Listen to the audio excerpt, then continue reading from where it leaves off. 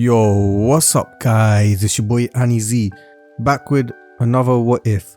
Today we're diving into what if Naruto was from the Omni clan, the redo. Now before we jump into the story, I'm going to break down the powers of the Omni clan once again, who they are and why they are on a whole different level compared to what they were before and anything else you've seen in what if or fanfiction. The Omni clan is a group of nigh omnipotent beings who possess the ultimate energy source, Omni energy. They are descendants of Noboru Chikara, the god of power from my original web novel series, The God of Power. These guys aren't just strong, they operate at a whole different level. Omni energy isn't just a power source, it is the foundation of everything. It is the essence of all energies, powers, and even existence itself. Think of it like the ultimate cheat code but for life, reality, and what's beyond. Alright, let me break down Omni energy so it's easier to understand. Omni energy is a universal force that can adapt to any power system, chakra, ki, mana, spiritual energy, you name it. Omni energy can do it all. But that's not scratching the surface.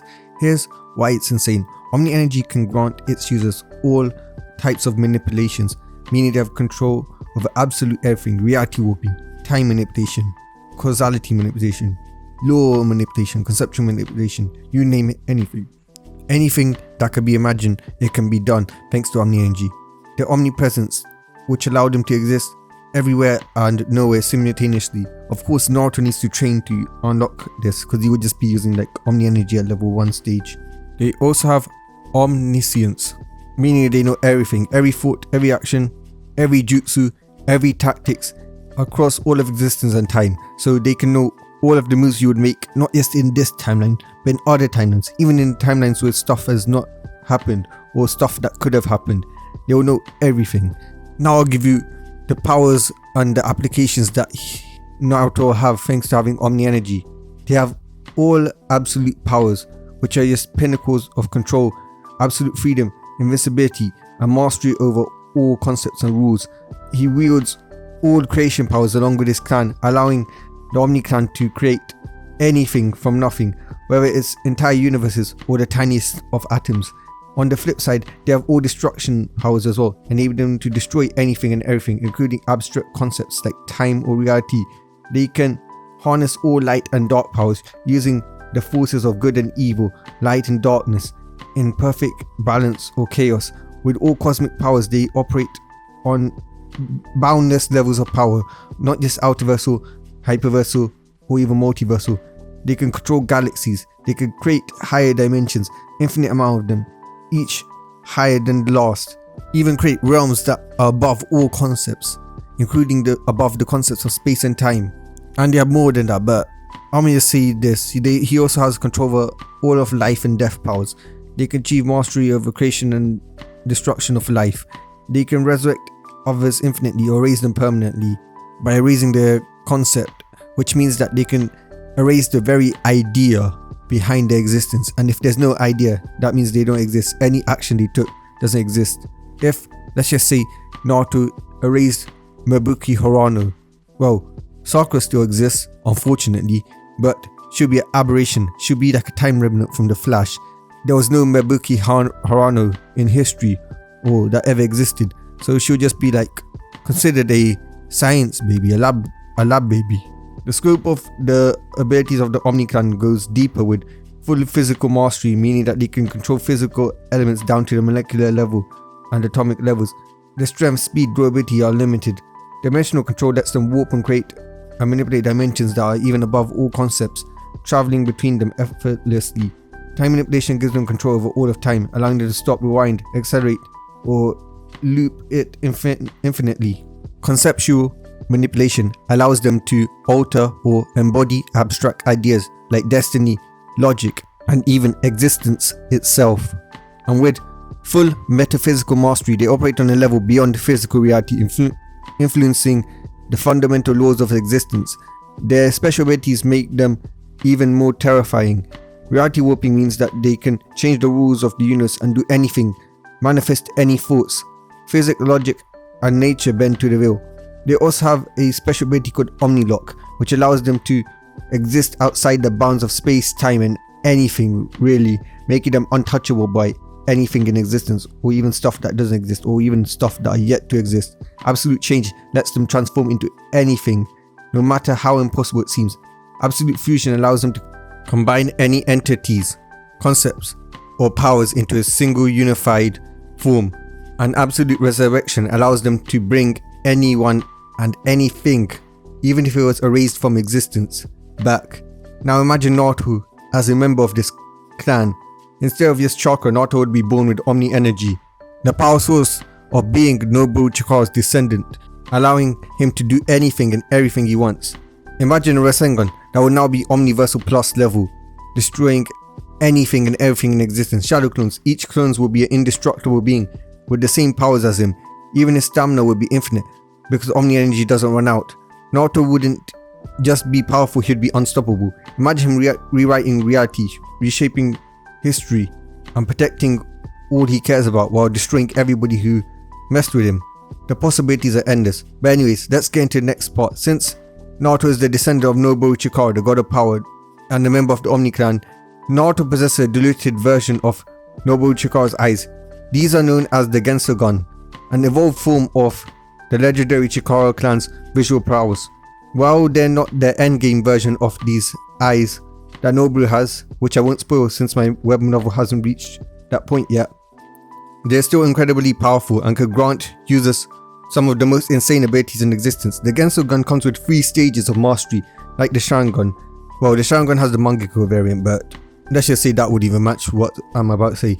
The first stage grants the ability to turn any and all attack within the user's line of sight into an illusion. This includes all types of attacks, whether they are elemental, metaphysical, mental, physical, temporal, conceptual, reality. For example, if let's say Sasuke Uchiha fired a fireball jutsu at Naruto, it wouldn't miss, it would just pass straight through him as if it was an illusion. Similarly, if someone used a taijutsu attack, let's just say the Lion's Barrage used by Might Guy or Naruto, the strikes would go right through him because Might Guy in that instant while he's attacking would be an illusion. Just the mere thought or even intent of wanting to hurt Naruto, and if he's looking at you, would turn you into an illusion. This stage renders all attacks completely ineffective as long as it's in Naruto's vision, giving Naruto an insane advantage in battle. The second stage of the Gensogan takes things to a whole new level and is one of the most dangerous abilities in existence. At this level, Naruto can alter and even erase the very fabric of universes itself.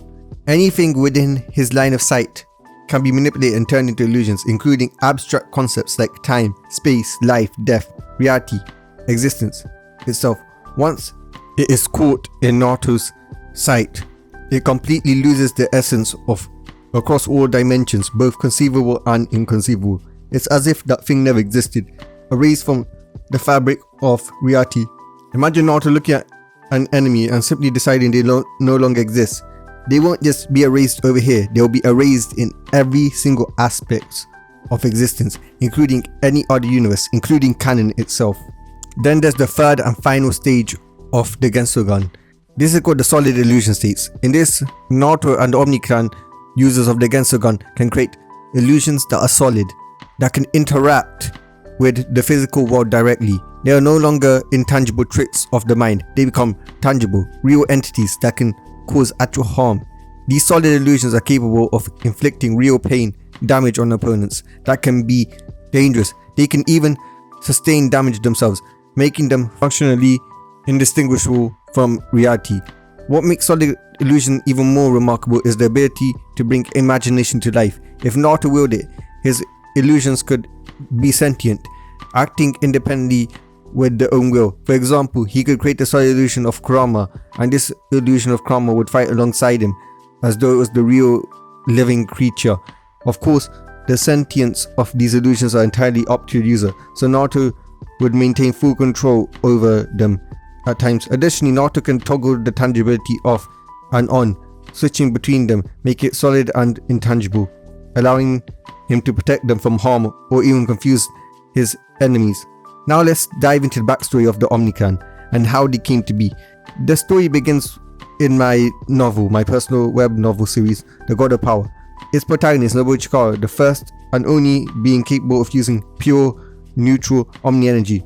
Noboru is the central figure of my God of Power web novel, and while I won't spoil too much about him, here's what you need to know. Omni energy comes in 3 distinct forms: holy Omni energy, demonic Omni energy, and neutral Omni energy.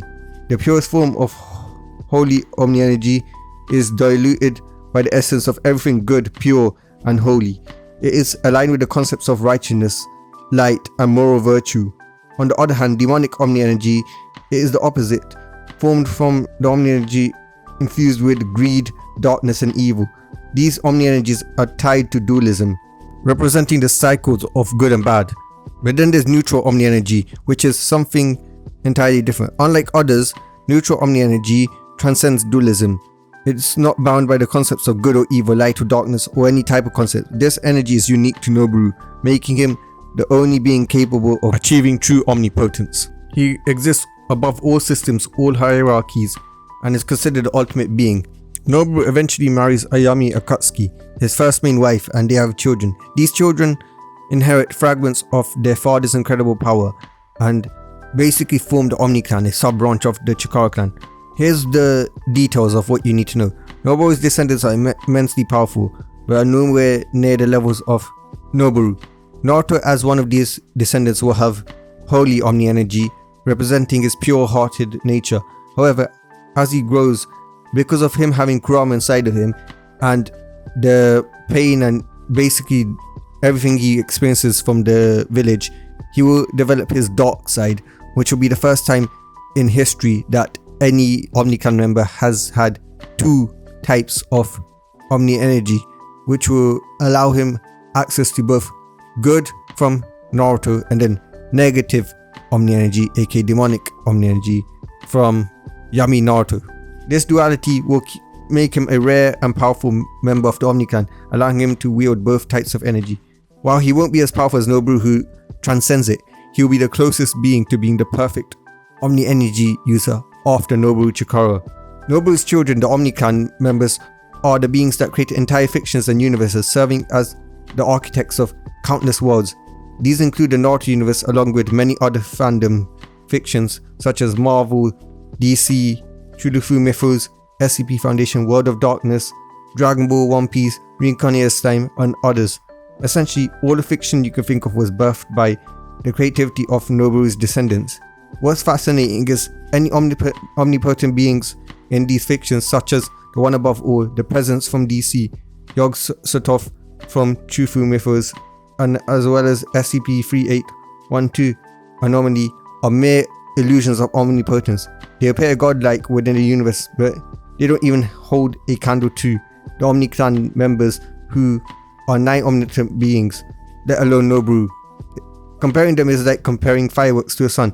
They may look powerful with their limited context, but they pale in comparison to the real thing. One of the most intriguing aspects of being an Omni clan member is their unique structure, or lack of. Despite being Noboru's descendants, the clan doesn't operate on hierarchies like the Hyuga clan. There's no concept of main branch or branch family. So anyways, enough of me rambling on. Let's get started with the story. We begin on a plane far beyond dimensions. No, not just dimensions or even planes of existence. We're talking about these planes that fold infinitely into hierarchies, ranging from 0D to 12D, expanding to infinite D. And then even above that is realms that are above all types of concepts, including space and time. And then above infinite of those is the Omni clan realm. The best way for me to describe it to mortals like you and me will be to understand it like this. It is far, far away from the elemental nations. We see a mother giving birth. This was a couple, but this couple wasn't ordinary. They were members, a male or female, of the Omni clan. As the mother struggled with the great power that she was giving birth to, an even greater power was felt, as everybody knelt apart from the mother who was giving birth, as before them appeared the great ancestor. This was Noboru Chikara, the one who rules above even those who created reality and fictions. A being above everything and above all hierarchies had descended. Great ancestor, how could we be of service? The father asked. Rise, my child. Noboru says, I have come because my wife and I had decided that your son will be sent to the Narutoverse. He is a Naruto, you see, born to you. I created your child with my own hands.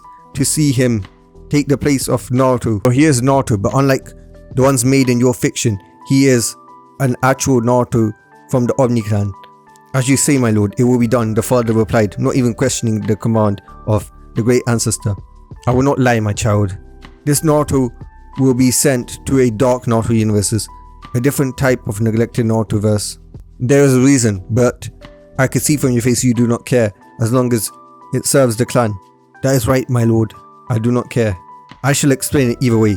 You know how both you and your wife were born with demonic Omni energy, which means you create the dark verses of each fiction. Your son will be sent to one of your creations. He will be there to complete the story, and you may retrieve him after he and his mate is done. As you wish, my lord, it shall be done, the father said, a bit sad. Very well then, commence with the reincarnation, Nobu says, as he tapped the father's wife, the mother of Naruto, and performed the reincarnation technique, placing Naruto Omni into Kushina, making him reborn as Naruto Uzumaki. We now jump to October 10th.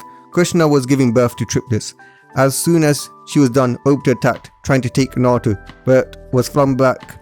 Naruto's passive ability, which protects him from danger, had activated, sending Obito flying. Obito then turned his attention to was the second child that was born, Menma, who Minato saved by seeding the full 9 tails into Naruto while giving Menma and Mito scraps of chakra. Later, the third Hokage came to take the children. Soon after, Naruto, his siblings, and the third Hokage were in the council. The civilians were shouting for the deaths, as Hiruzen had just explained to them they were the Jinchurikis, when suddenly Dry and Snarly arrived, declaring they would take 2 of the 3 triplets, leaving Naruto behind. Over the years, Naruto's life was a living hell. He had been bullied, hated by the villagers, and we now shift to the moon's point of view. There we see 2 figures, a mother and daughter, both pale skin and horns. The mother was Kage Otsutsuki, a royal of the Otsutsuki clan, and the daughter was Yariko Otsutsuki. Over the years, Kage had allowed Yariko to watch the world below. Most particularly, Yariko spent her time watching the hidden leaf village. However, Yariko's attention was not drawn to the village itself, as that was corrupt, but to a certain blonde, whiskered boy called Naruto. You see, Yariko had developed a major crush on Naruto, one that far surpasses even Albedo's love for Ainzo Gon in Overlord. She admired him for his pure heart, but also sensed a darkness welling up within inside of him. She also sensed his unimaginable power that even exceeded her own and her mother's. Kage too found Naruto interesting and was basically also in love with him, but soon stopped from pursuing him as soon as she noticed her daughter's feelings. She thought he was cute with his whiskers, which made him look like a fox, her favorite animal. Yariko longed to meet Naruto, and Kage agreed to allow her on one condition. Yariko had to complete her training, fully mastering her Tensei gun and learning everything about the world before she can descend to Earth. She would use her power that she had been gathering to break her out, as she would need to stay in the seal, otherwise we just pull them back in. Yariko wasn't the one who was being sealed, so she could leave, as the seal was not designed for her. Back in the hidden leaf village, Naruto was walking down an alley when a mob of villagers surrounded him. Naruto, only 5, whispered, Well, what do we have here? A useless demon, one of the villagers sneered. I'm trying to go home. Excuse me, Naruto said, nervously, unaware of the danger he was in. Oh look, the demon's trying to act cute and dumb. It's time we avenge our families from 5 years ago, another villager said. As the mob attacked, they grabbed their knives. As Naruto ran as fast as his little leg could carry him, he then ran into alleyway. It was a wrong alleyway, as there was a wall. Naruto tried to climb up it, but then a mob grabbed him and literally grabbed him by the neck and threw him on the ground, as they grabbed their weapons, pitchforks, fires, knives, anything that could be considered a weapon that a civilian could get, or even anything that Shinobi could get, were grabbed onto. As Naruto's eyes widened in fear, his eyes then turned red, crimson red, with 3 golden rings, but only one of them shined brightly. As the villager known as Mabuki Hirano thrust a pitchfork at him, it passed harmlessly through Naruto, becoming illusion. Another villager then tried to knife Naruto, but it turned into an illusion and went through him. Eventually, a flaming torch was literally jabbed at Naruto, but unsurprisingly that turned into illusion upon sight of it. The mob backed away. "Demon, stop that, you don't want to do this," one of them yelled. Naruto hesitated, believing the words, but then soon red chakra, what seemed to be chakra, seeped.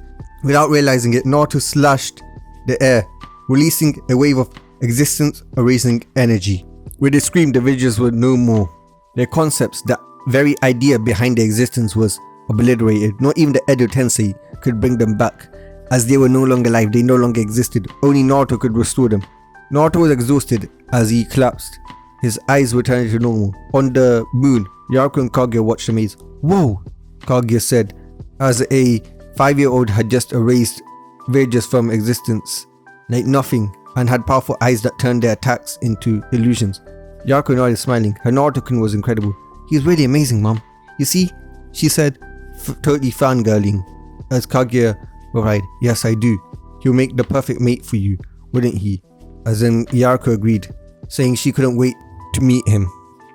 Back with Naruto was currently in his mindscape.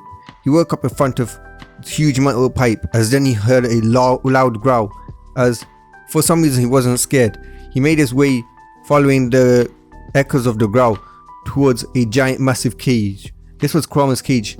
The giant fox hid in the darkness, so only darkness was seen. As Naruto walked up to it, red eyes opened and a claw came at it, as Naruto just stood there, unintimidated. But then Naruto, seeing a giant fox, eyes widened, as all he could see was just a fluffy, cute, adorable animal. As Naruto ran up to him and then hugged him, Kurama was stunned. No, he was literally bamboozled. Nobody has ever reacted to him like this, not even the Sage of Six Bastard. "You're fluffy," Naruto explained. "No, my name is Kurama," Kurama growled. "No, you're fluffy," Naruto insisted. As Kurama got angry, "I am the giant nine-tailed fox that destroyed your village." But Naruto's anger spiked as Naruto's Gensogun flared. The fox felt fear from the mere killing intent. "Fine, you could call me Fluffy," Kurama muttered, utterly defeated and scared. "Yay, Fluffy," Naruto cheered as he hugged him in a happy demeanor. As Kurama was thinking, is this guy bipolar? He just went from angry to happy. But Naruto didn't know that, as he was hugging Kurama like a giant plush toy. Kurama then explained everything to Naruto. "I was the one who attacked the village and destroyed it. I'm the reason why you're hated," Kurama said. As Naruto said no, and as Kurama's eyes widened in shock and then his eyebrows raised, intrigued. As Naruto, seeing this, took it as a questioning gaze, so Naruto answered it. "It's not your fault, because the villagers should know about the scroll not becoming kunai when it's sealed in. So that's just their own ignorance, not your fault. And you told me that you were basically mind controlled by the Uchiha," Kurama said. Yeah, you were controlled by them, so that's not your fault. That's whoever that Uchiha is," Naruto said, as Kurama started laughing, as Naruto had unintentionally used one of the slurs Tobirama had made for the Uchihas. As after Kurama explained everything, Naruto woke up and was surprised to find himself in his house, placed there by Ambu. He went to sleep peacefully, but unbeknownst to him, Yariko and Kaguya was watching this from the moon.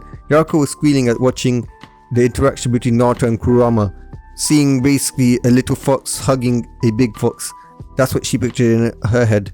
While Kaguya laughed at seeing basically her grandson, Kurama, humbled by a 6-year-old reincarnate of her other grandson, Ashura.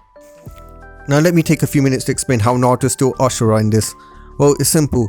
In Naruto, there's not actually reincarnations, there's only transmigration, which means that you don't get memories, fighting abilities of your past life, you just inherit the chakra. And since Naruto is the oldest child, he basically inherited Ashura's chakra, because after Sasuke was born, the next Uzumaki to be born would basically be Ashura's reincarnation. So yeah. Anyways, years had passed and Naruto entered the academy. He was hated for being the useless demon by the class and was basically made fun of by the siblings he had and also anybody in the class. Meanwhile, his siblings Menma and Mito were treated like gods, like the saviors, like the destined rulers of this world. But Naruto didn't care when Menma bragged about his fangirls, knowing they would abandon him for someone more powerful eventually. However, The constant hatred and loneliness was weighing on Naruto. He had suicidal thoughts, though Kurama often stopped him before he could actually go and act on his thoughts. One day Yariko decided enough was enough as she was watching on the moon. Mother, I've had enough. I want to go to Earth and help Naruto and protect him and give him the life he deserves. Someone who cares about him, Yariko said with passion, as Kaguya smiled. So he's the one you've chosen? Kaguya asked, as Yariko nodded. Very well then, Kaguya said, opening a portal to the human realm. In Naruto's mindscape, Kurama was lecturing Naruto about his recklessness when a space lit up and a figure appeared. But guys, that's all for today. Peace.